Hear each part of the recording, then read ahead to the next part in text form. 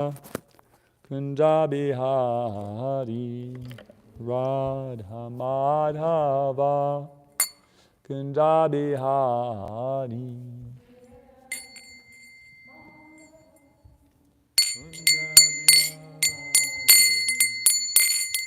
Gopijana Balabha Girivardhari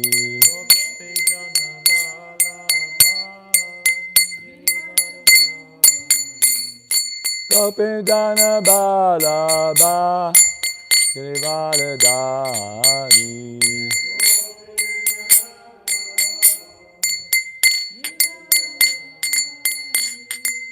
Yashodanandan Bhadradana Ranjana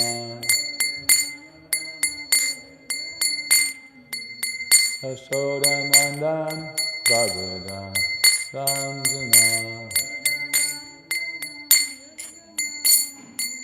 Jamuna Tira Vanatari Jamuna Tira Vanatari Ayadana Madhava Kunja Bihari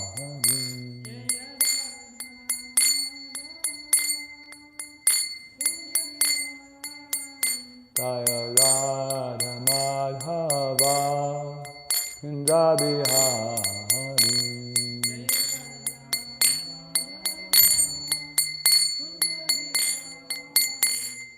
Gopijana Balabha Girivardhari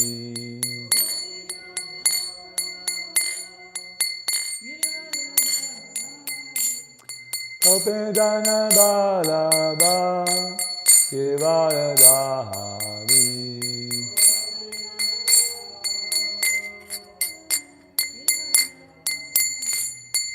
Yashodanandan Bhadradana Ranjana Yashodanandana Bhadradana Ranjana Damuna Tira Vanatari Damuna Tira Vanatari Ayarada Madhava Kunja Bihari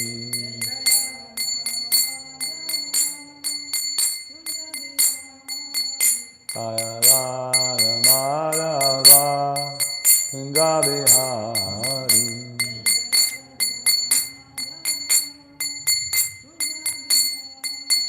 Ayarada Madhava Kunja Bihari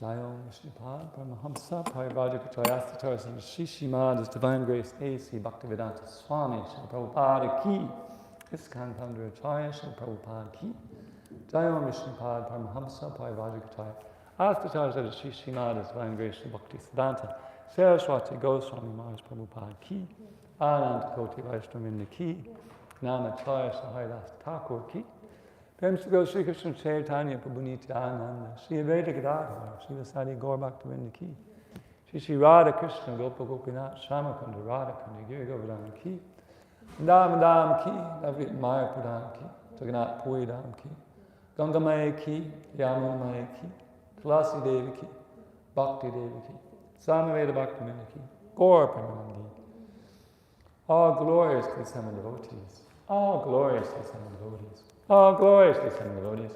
All glorious to Shri Shri Guru and Gauranga.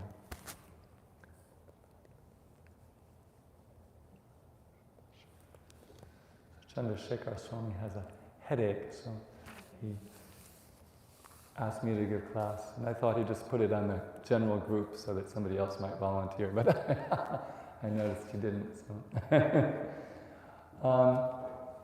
So we're reading the second canto. If you could hand me that white bag when you come over closer to me that it has some water in it, among other things. We're reading the second canto, Cosmic Manifestation, chapter 6, Purusha Shukta Confirmed, text number 23. Om Namo Bhagavate Vasudevaya.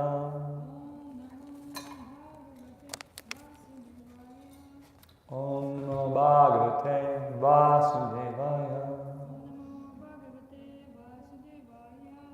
Om Namo Bhagavate Vasudevaya.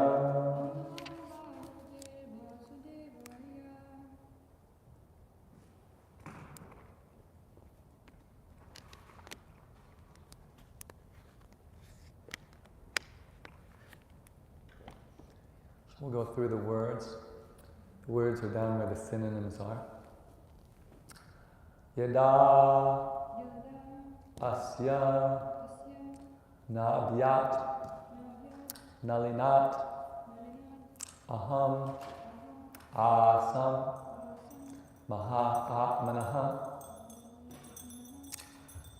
na avidam yagya Sambaran Purusha Avayavan Rite Yadasya Nadyan Nalina Aham Asam Mahatmanaha Navidam Yagya Sambaran Purusha Vayavan Rite Idasya Navyan Nalinad Aham Asam Mahatmanaha Navidam Yagya Sambaran Purushavayavan Rite Idasya Nabhyan Nalinad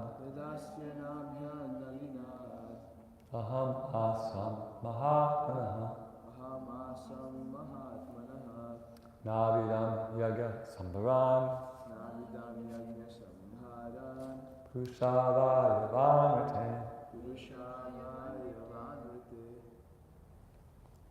Yadasya Nabhyan Nalinad Aham Asam Mahatmanaha Navidam Yagna Sambharan Purushavayavan Rite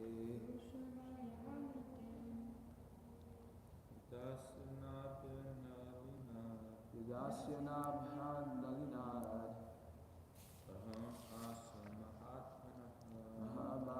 Mahatmanaha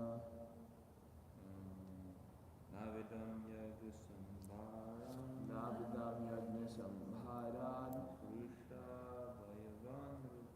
Purushavayavan Rite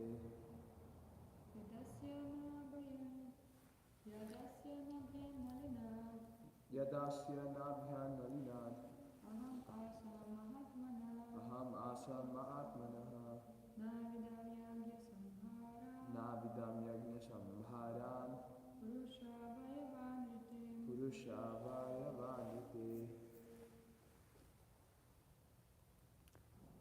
You want to chant?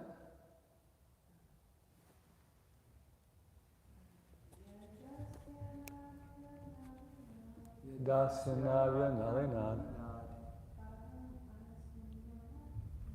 Aham Asam Mahatmanaha Navidam Yagna Sambharan Purushavayavan Rite Yada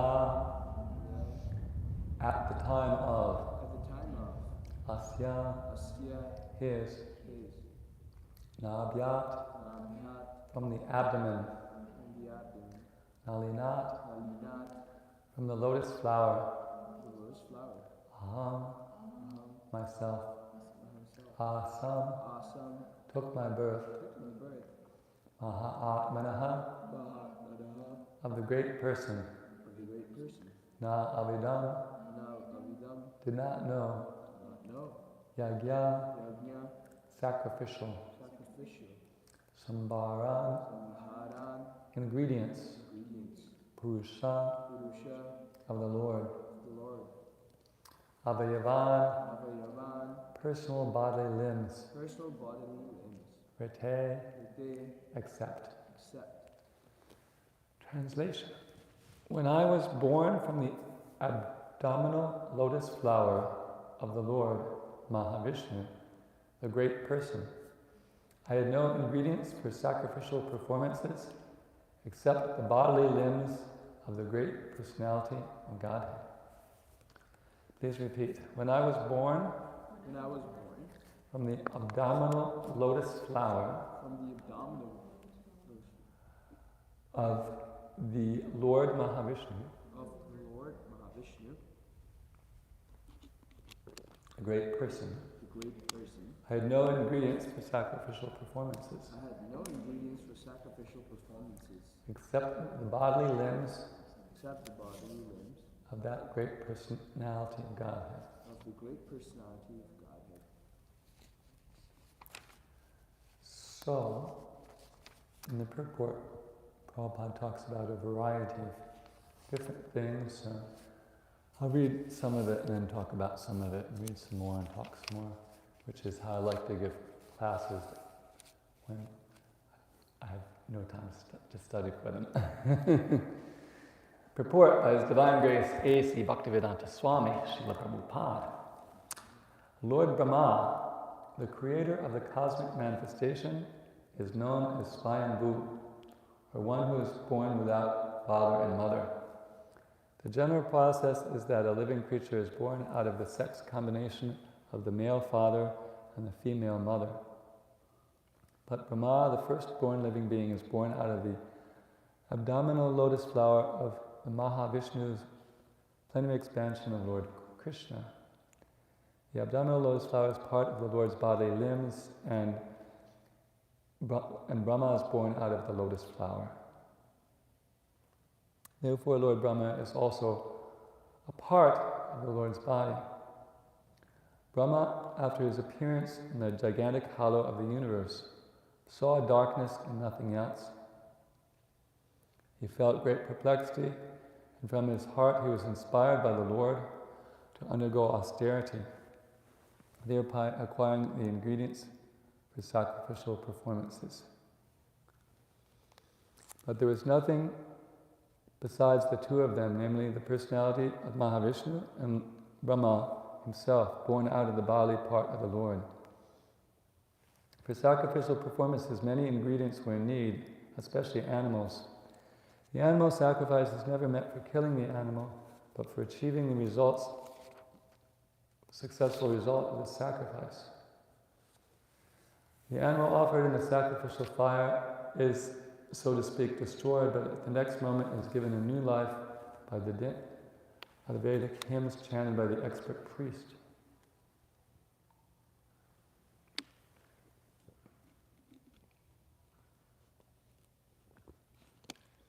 When such an expert priest is not available, the animal sacrifice in the fire of the sacrificial altar is forbidden.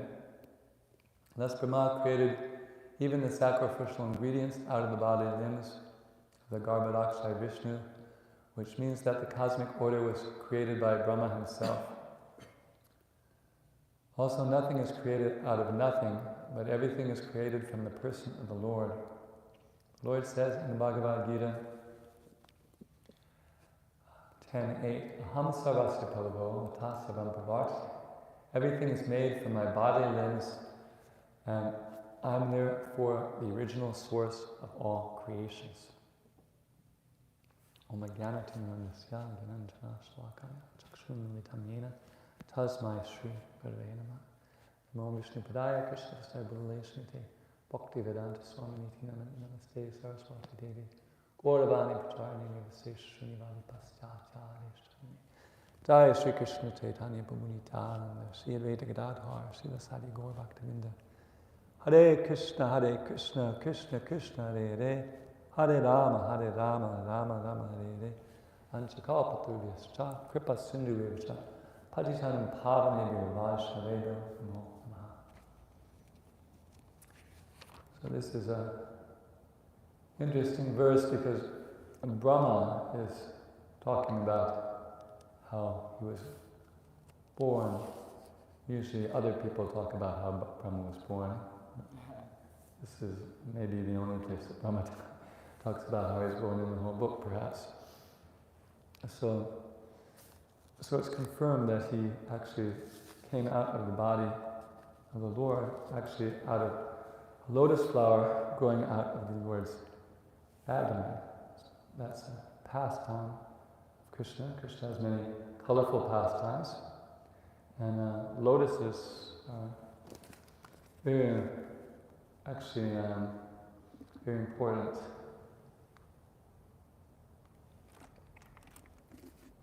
I have a very bad toothache and it feels better when I drink water, but I only have so much water to drink.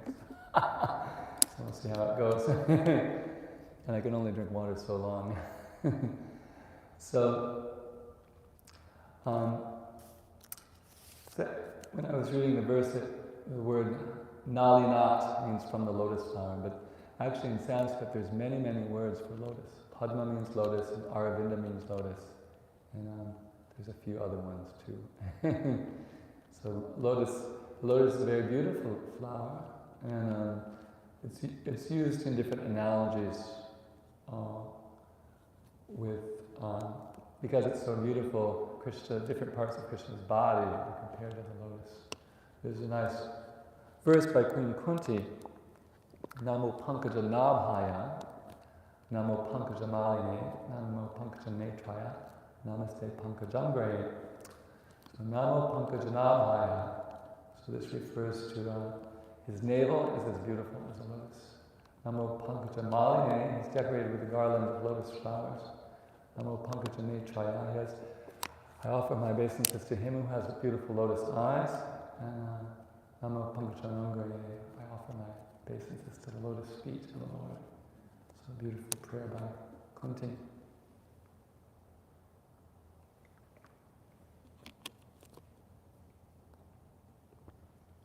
So the idea is Brahma is inspired to perform sacrifice, but there isn't anything around the sacrifice.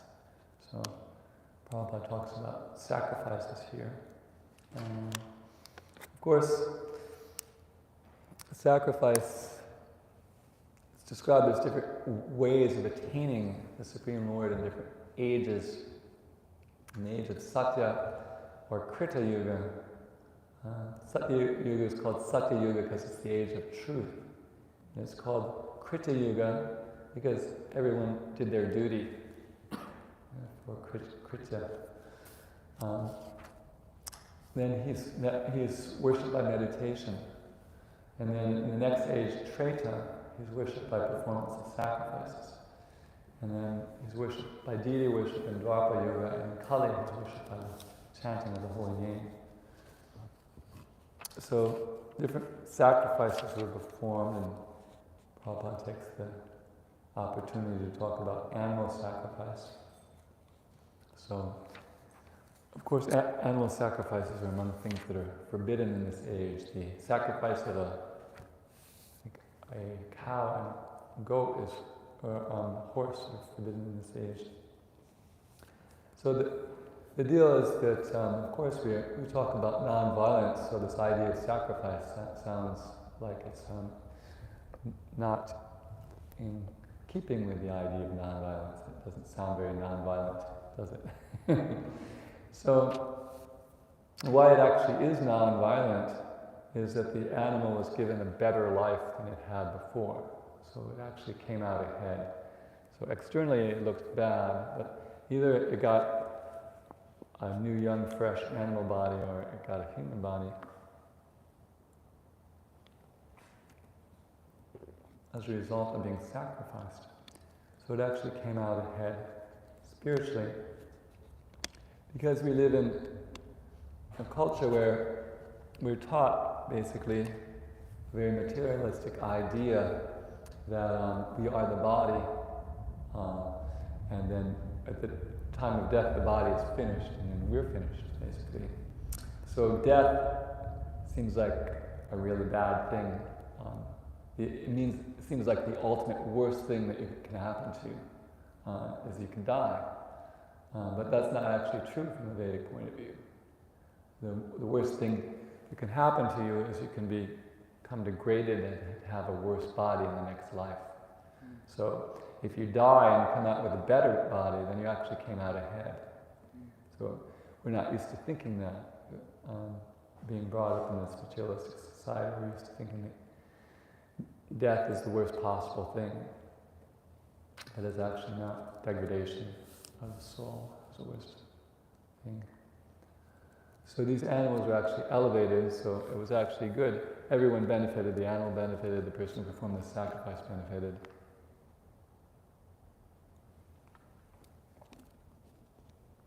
And the Supreme Lord, who's the goal of all sacrifices, benefited. There's a very famous verse, the last verse of chapter 5:29, talks about how Krishna is the Lord of all planets and demigods, and the goal of all sacrifices and austerities, and friend and well-wisher of all living beings. Bhoktaram yagatapasam sarvaloka maheshram sridam sarvabhutam yad katvai mami shantam richati. And that those people actually understand that, they become peaceful. So sacrifice is very important part of Vedic culture. Actually, there's a nice verse in Bhagavad Gita, which, let's see. Nayam lokastavāgyasya kutonyo ku satana, which explains that one cannot live happily in this life without performing sacrifice. What to speak of the next? I actually remembered it, good enough I didn't have to look it up. That is 4:31. So sacrifice is stressed, and actually there's a whole section of chapter 3 of Bhagavad Gita that deals with sacrifice. Verse number 10 explains how the Lord created sacrifice in the beginning. Sahayagya prajashrist va purvata prajapatanena prashavishvajam esho vosvashit kamadu. In the beginning of creation, the Lord of all creatures sent forth generations of men and demigods along with sacrifices for Vishnu, and blessed them by saying, "Be thou happy by this yaga sacrifice, because its performance will bestow upon you everything desirable for living happily and achieving liberation." So actually sacrifices, human life is actually meant for the sacrifice. And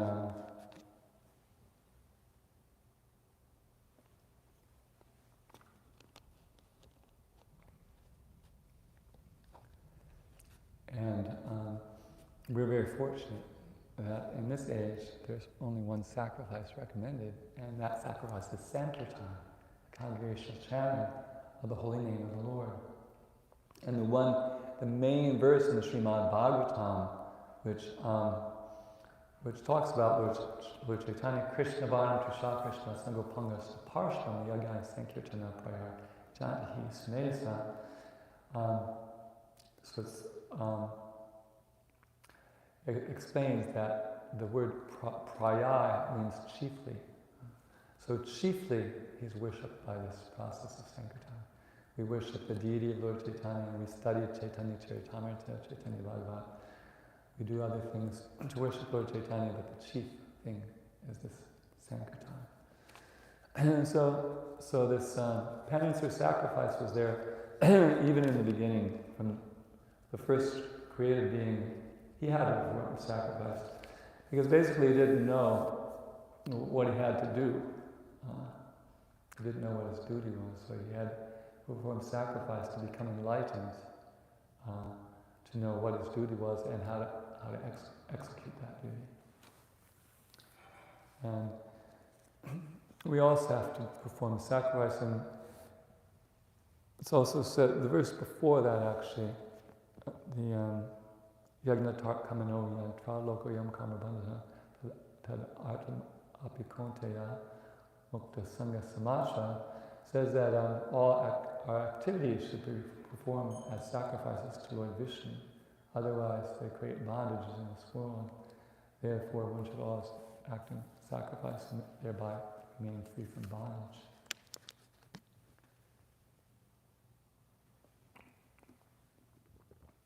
So, in addition, ultimately, we're trying to convince people that they're part and parcel of Kṛṣṇa, and the goal of life is love of God, and that's attained by performing devotional service, principally by the chanting of the holy name.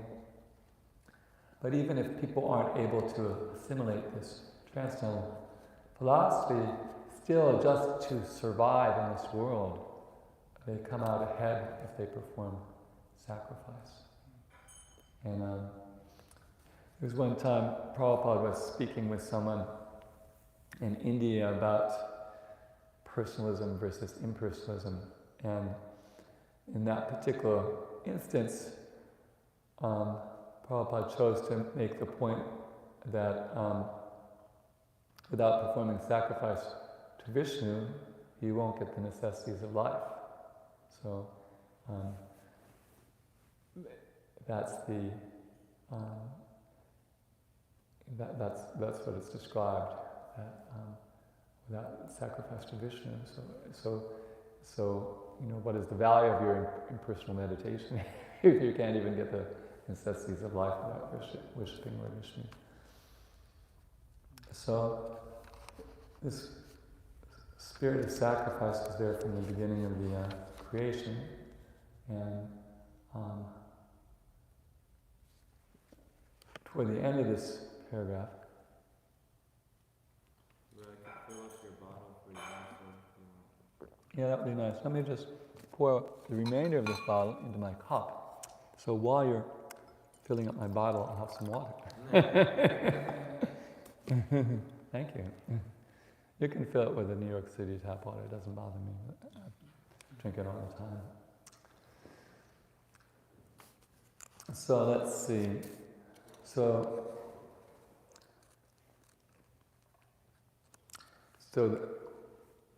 Prabhupada makes this nice sentence here. Nothing is created out of nothing, but everything is created from the person of the Lord. So that's a very important part of understanding our philosophy, that Kṛṣṇa is actually the absolute truth. He's that from which everything emanates. And in this world, basically, we see, everything we're seeing in this world is his material energy and his marginal energy. The spiritual souls were encased in material bodies. And that's all coming from him. Everything is coming from him. And people are looking for unity and oneness. But the real way, thank you. It's nice you had a reservoir of water with you.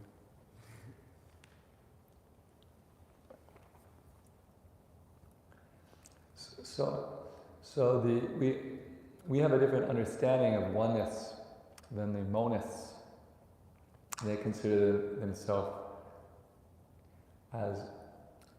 they consider the Lord as being an impersonal spirit, and they consider themselves as being impersonal spirits, and that they merge into the total impersonal spirit, and that's what they consider perfection, monism. But our idea of oneness is actually understanding that there's no difference between the Supreme Lord and his energy, and therefore we are one with Kṛṣṇa in that we're one of Krishna's energies. And everything actually is energy of Kṛṣṇa, so everything's connected with Kṛṣṇa. But at the same time, Kṛṣṇa is a distinct person, and we're part and parcel of Kṛṣṇa, and the relationship of the part to the whole is the part is meant to serve the whole. So we see ourselves as meant to serve Krishna, whereas the impersonalists deny the personality of both themselves and the Supreme Lord, and therefore they don't have a attitude of service to the Lord, and therefore they can't really attain perfection, because perfection is attained through devotional service, and they don't have a conception of the Lord as being different from themselves and as an object of service. So there's no opportunity for them to attain perfection of bhakti until they run into a pure devotee who enlightens them about that. So we're always connected with the Lord, even in this material world, in many, many different ways. Sometimes we may feel that we're unfortunate because we're apart from the Lord, but our constitution is that we're part and parcel of the Lord. And we're always situated in the Lord's energy. We're either situated in His material energy or in His spiritual energy. And in the material world, Krishna is always seated in our heart, and He's always giving remembrance, knowledge, and forgetfulness. So even just remembering these things, we can feel very much connected with Krishna. Actually, every decision we make, Krishna is giving us intelligence, and according to the purity of our consciousness, we get better intelligence, basically. And Krishna says, Tesham satata yuktaram vajatam pradipurvakam dadami buddhi yogam tam yena mamu payanti te. To those who are constantly devoted to serving me with love, I give the understanding by which they can come to me. So the people who actually serve Krishna with the greatest love, they get the best intelligence. And that best intelligence is how to attain the spiritual world. And people who are less surrendered to Krishna, they don't get as good intelligence. You just get the intelligence of, how to build up their business, or how to pursue the opposite sex, or how to get high. Somebody was begging for money because they wanted to get high yesterday in Union Square. So I was reminding them that they could get high by chanting Hare Krishna. And they said Hare Krishna a couple times. There was somebody we'd seen at Union Square, because they're one of these fixtures at Union Square. So we'll continue to read the second paragraph of the purport. The Impersonalists argue that there's no use in worshipping the Lord when everything is nothing but the Lord Himself. The Personalist, however, worships the Lord out of a great sense of gratitude, utilizing the ingredients born out of the bodily limbs of the Lord. Fruits and flowers are available from the body of the earth, and yet Mother Earth is worshipped by the sensible devotee with ingredients born from the earth. Similarly, Mother Ganges is worshipped by the water of the Ganges, and yet the worshipper enjoys the result of such worship. Worship of the Lord is also performed by the ingredients born from the bodily limbs of the Lord, and yet the worshipper, who is himself part of the Lord, achieves the result of devotional service of the Lord. While the impersonalist wrongly concludes that he is the Lord Himself, the personalist, out of a great gratitude, worships the Lord in devotional service, knowing well that nothing is different from the Lord. The devotee, therefore, endeavors to apply everything in the service of the Lord, because he knows that everything is the property of the Lord, and no one can claim anything as one's own. There's a word that comes up in the Bhagavad Gita a few times, nirmama, which means nothing is mine. And it's listed as one of the qualities of a realized person. Because actually everything is Krishna's, and it's only, it's under our care, so to speak. It's sort of like when you're a tenant, you can say it's your apartment, and you can treat it to a certain extent like it's your apartment, but you can't completely treat it like it's your apartment. You can't start remodeling it in serious ways without the permission of the landlord. You can't make as much noise as you want, as devotees have realized in different parts of the world, because it really isn't your apartment.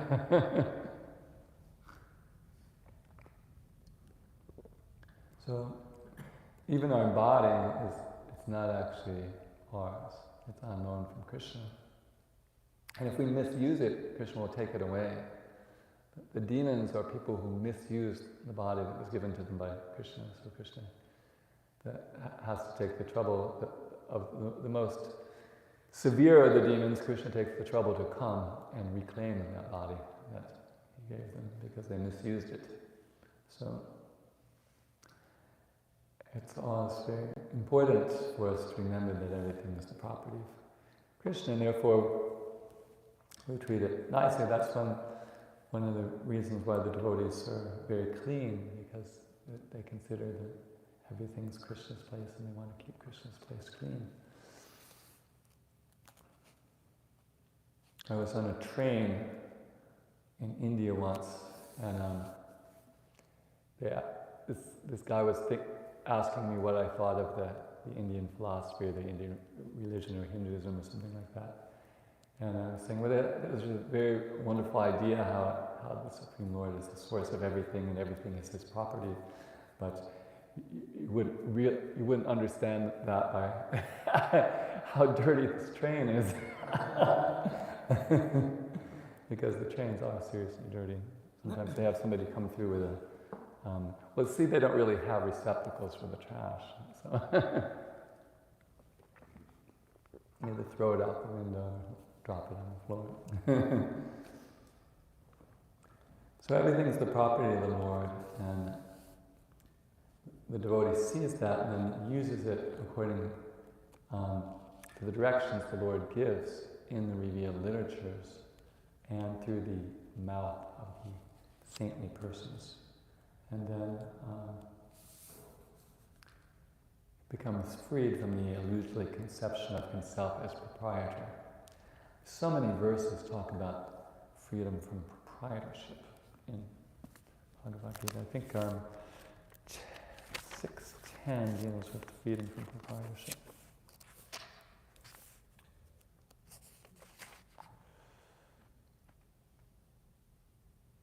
The translator should always engage his body, mind, and self in a relationship with the Supreme. He should leave it alone in a secluded place and should always carefully control his mind.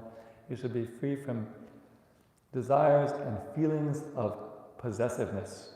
So, aparigraha, meaning free from possessiveness. It comes up in chapter 4 too. Let's see. Nirshirya chitatma chakta sara parigraha sharyam kevala karma kurvan napnoti kilisham. Such man of understanding acts with mind and intelligence perfectly controlled, gives up all sense of proprietorship over his possessions, and acts only for the bare necessities of life. Thus working is not affected by sinful reactions. It's very much along the lines of that Ishopanapasha verse. Ishavasyanidhan savam yakijat jangat yam jagat tena taktena bunjita man guripasya svidana. Everything is controlled and owned by the Lord, therefore one should only accept that which is set aside as his quota, knowing well to whom everything belongs. And the next verse explains how if one continuously goes acting in that way, one actually can live for hundreds of years, because that sort of work will not bind him to the law of karma, and that there's no alternative to this way for man.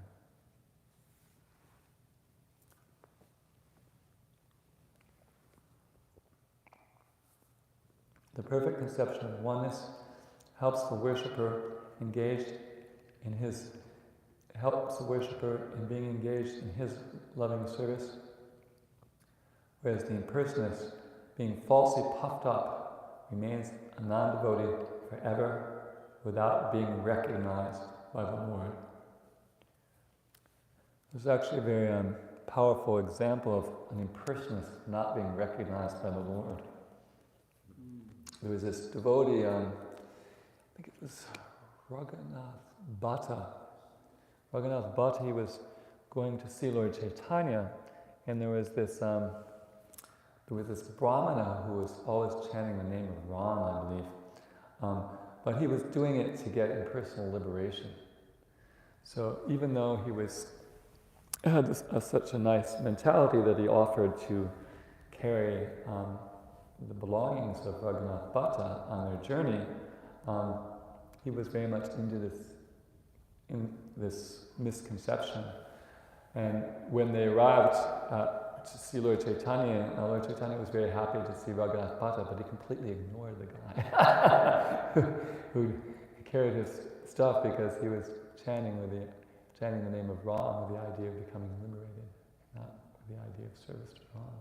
So it's such a striking thing because externally he seems like a really elevated person because he's chanting like all day the name of Ram, but because he's chanting it because he wants liberation instead of to develop his love for Ram. That Lord Chaitanya completely neglected him. So those are a few thoughts on the ideas in the purport here. Does anybody have any questions, comments, or did you think of any relevant verses or pastimes or stories as we were talking about the subject matter that you'd like to share with us?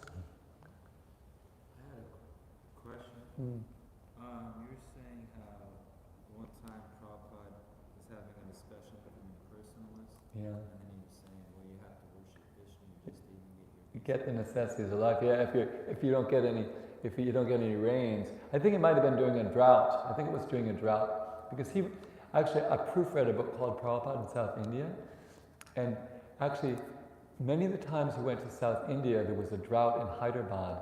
And when the devotees did Sankirtan, the drought went away, It was even written up in the newspapers, And I think that was the time, it was during a drought. And he was making the point, you're not, without performing sacrifice to Vishnu, you're not even get any rain. So what's the value of your impersonal speculation?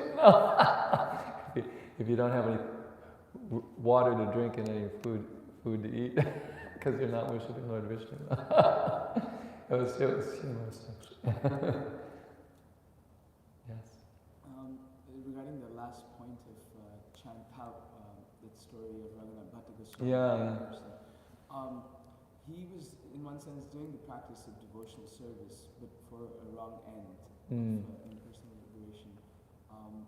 In regards to that, in my own personal reading in Bhagavatam, I'm in the section of DT wanting to kill Indra. Right.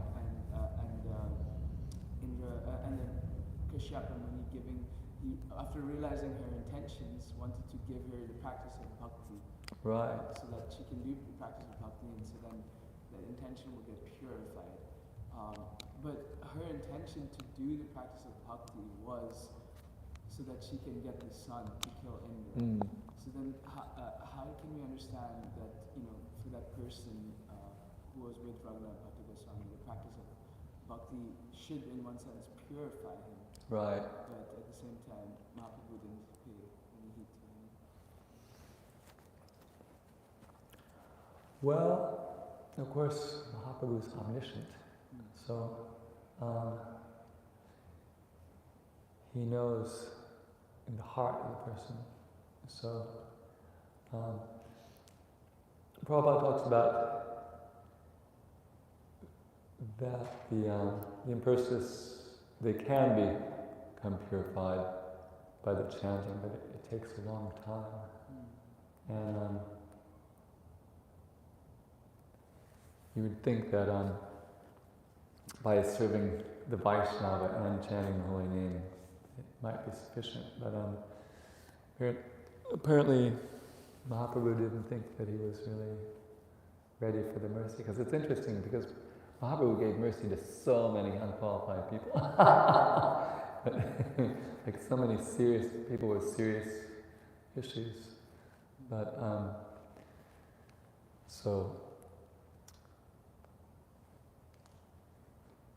but he spoke, he described the Mayavadis as operatis to Kṛṣṇa, and said that, and there's that Leela where the Brahmana was talking about the Lord Chaitanya, how the Mayavadis were criticizing him, but he mentioned that that they didn't mention the name of Kṛṣṇa. And Lord Chaitanya said, yeah, they just say Atma, Brahma, and Chaitanya, but they can't say Kṛṣṇa because they're operatis. The name of Kṛṣṇa won't appear on their lips. So I would say Mahaprabhu considered him somebody who is that much of an operati. He shouldn't be neglected, because that's the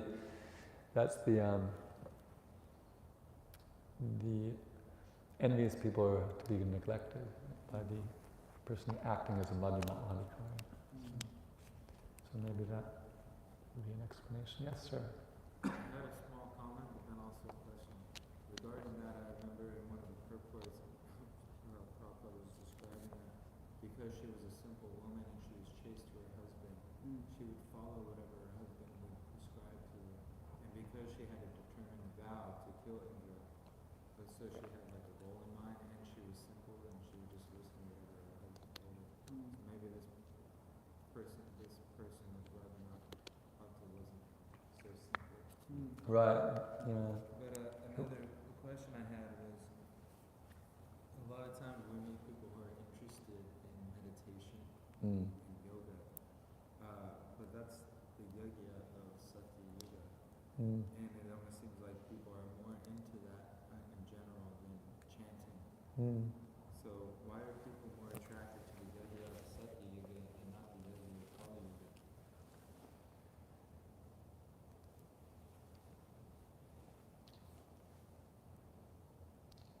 Well, basically, Kali Yuga is an age where people are influenced by the mode of ignorance.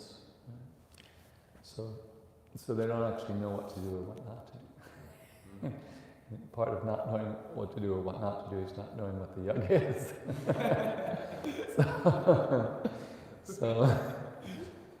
So we can. But we can't take very much advantage of that. There's this one devotee from Brazil was giving a class in Mayapur, and he was saying when he became a new devotee, he was a student, and he told a couple of stories, but one of them involved there was a girl in his class who was interested in meditation, so he taught her the chanting of japa as a meditation. And so she did it not as an act of devotional service to Kṛṣṇa, but just as a cool meditation that this guy taught her. And she became vegetarian. She wasn't planning to become vegetarian, but as a side effect of chanting Hare Krishna as a meditation, she became vegetarian. And I guess many of the people there are Catholics, so that their family was worried, our daughter's been chanting this Hindu prayer and now she's become vegetarian, what's going on? So they were freaking out, and they went to their priest, and their priest was a little open-minded and considered that vegetarianism was compatible with Christianity. It wasn't the end of the world. So in that case, he took advantage of this person's interest in meditation to teach them the chanting. So we can explain the chanting as a kind of meditation, and that it's actually easier to fix your mind on the sound of the chanting than it is to do a quiet meditation, because there's so much, especially in New York, there's so much noise that the noise distracts. And if you find the noise distracts from your chanting, you just chant louder. But if the noise distracts from your silent meditation, there's nothing you can do about it. So you can, as far as yoga, what I usually explain is that these sitting postures actually are step 3 of an 8-fold practice of yoga. And you might be interested in knowing that, and I explain the different stages. There's yama and niyama, things you should do and things you shouldn't do that make your practice of yoga more successful. Examples of yamas and niyamas are cleanliness and non-violence. And they're actually supposed to teach that before they even teach the sitting postures. And then after a lot of people know about pranayama or breath control, because that's number 4. Some places, in addition to the sitting postures, they teach the pranayama. So the yoga is actually a practice of transcendental realization. It has these steps, and the pratyahara, which is number 5, is basically detaching ourselves from chasing after the objects of the senses. Ahara, if you know from Bhagavad Gita, means eating. It comes up when we talk about the eating in the mode of goodness, eating in the mode of passion, eating in the mode of ignorance. And pratyahara means the opposite of eating. So it doesn't mean just eating, but it means eating like your eyes are eating images and your ears are eating vibrations and your nose is eating scents. All our senses are interested in pursuing their objects. So because of that, our mind is drawn in 5 different directions, and therefore we can't meditate. So pratyahara means to reverse that idea. Then the last 3 are different kinds, levels of meditation. Dharana, the long A on the end, is just focusing the mind on one point. And then dhyana is when you sustain the meditation for some length of time. And samadhi is complete absorption. And the actual goal of the absorption is in the Supreme Spirit. We're spiritual beings, and there's a Supreme Spirit from whom all spiritual beings have come. And absorption of our mind in the Supreme Spirit is actually the goal of yoga. But we practice another kind of yoga. It's called Bhakti Yoga. And we achieve, we understand there's no difference between the name of the Supreme Spirit and the Supreme Spirit. And by hearing the sound of the spiritual name, and by chanting the sound of the spiritual name, we obtain samadhi, or absorption, in the Supreme Spirit. So this bhakti is a kind of yoga, and it's an easier form of yoga because you don't have to do all those different processes. And it's based on just hearing the divine sound and repeating the divine sound and absorbing your mind in the Supreme Spirit in the form of sound. And try it. It's true. It's all, and it's interesting. It's additional knowledge that they don't know about yoga.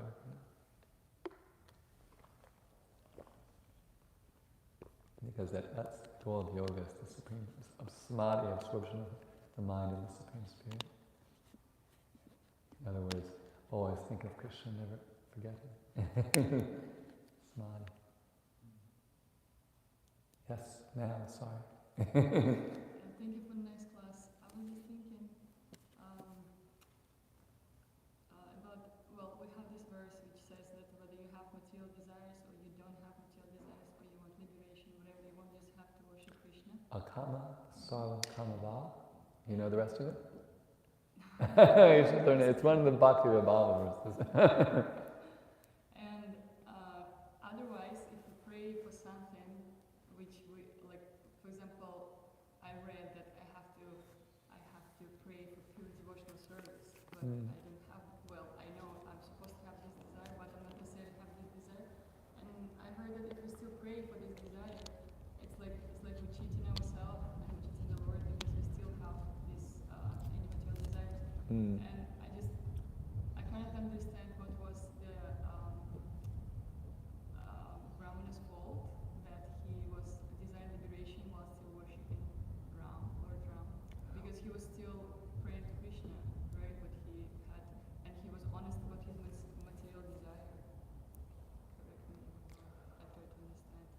Well, basically, he just wanted impersonal liberation, and therefore he was chanting the name of Ram, and he didn't care about Ram personality or developing love for Ram. He just wanted to attain impersonal liberation, and so Yuja Mukti. So Lord Chaitanya he wasn't interested in promoting Yuja Mukti. He was interested in teaching people devotional service, but he wasn't interested in devotional service. He was just, he didn't have that conception. Because he was a product of Vedic culture, he knew the Raghunath Bhatta was a Brahmana, and it would be good if he served a Brahmana, and he didn't know about Vaishnavism, and he didn't recognize Lord Chaitanya was the Supreme Lord.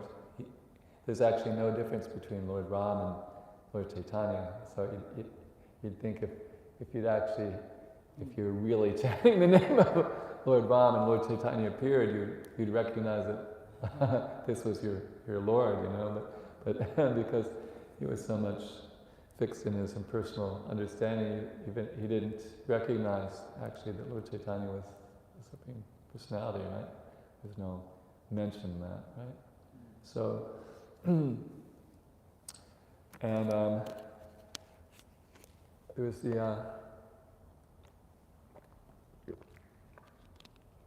there's the Leela of the milk drinking brahmachari who snuck into the kirtan of Srivas Thakur. So he also had a misconception, But when he got kicked out, and when he heard Lord Chaitanya say, this guy, he thinks he can attain me just by drinking milk, he's such a fool. When Lord Chaitanya criticized that, he actually felt, actually I was wrong, And then as soon as he felt that he was wrong, then Lord Chaitanya accepted him. So this person, he didn't actually recognize Lord Chaitanya, and he didn't actually recognize that he was wrong. So those are two strikes against him anyway. So it seems like he was really fixed in that impersonal understanding, and not that he could never be delivered in the course of eternity, but he certainly did some agyata sukriti by helping Raghunath Bhatta, and he got some benefit by seeing Lord Chaitanya, but it wasn't enough to bring him up to the level of being converted to bhakti, I would say. Anybody else have any? Yes, we have 1.6 minutes left. Okay. In this age of Kali, the process of worshipping Krishna is from sacrifice by chanting in the name of the Lord. One who does so is certainly very intelligent and attains shelter for his feet. There's a verse in this Krishna Bhagavatam in another name. Simply by chanting the holy name of Lord Krishna, one can be freed from all undesirable habits. Wow. This is the means of awakening all good fortune and initiating the flow of waves of love for Krishna. That's a beautiful verse. What are the numbers?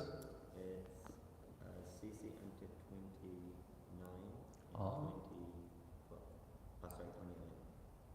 29. That was the last one. It was 29. Yeah.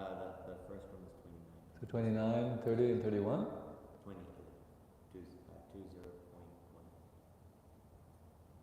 Chapter 20, Chapter verse 20 9. Oh, text 9, 10, and 11. Yeah. Okay, beautiful. Well, keep that in mind. That's the famous chapter called the Shikshastika. Yeah, and I'll put that one in my blog. That's definitely blog worthy. I might even put it on Facebook. So I guess that's about time. We really only have 8 seconds left, so we'll just say, His Divine Grace, A.C. Bhaktivedanta Swami, Srila Prabhupada Ki. Thank you for your attention.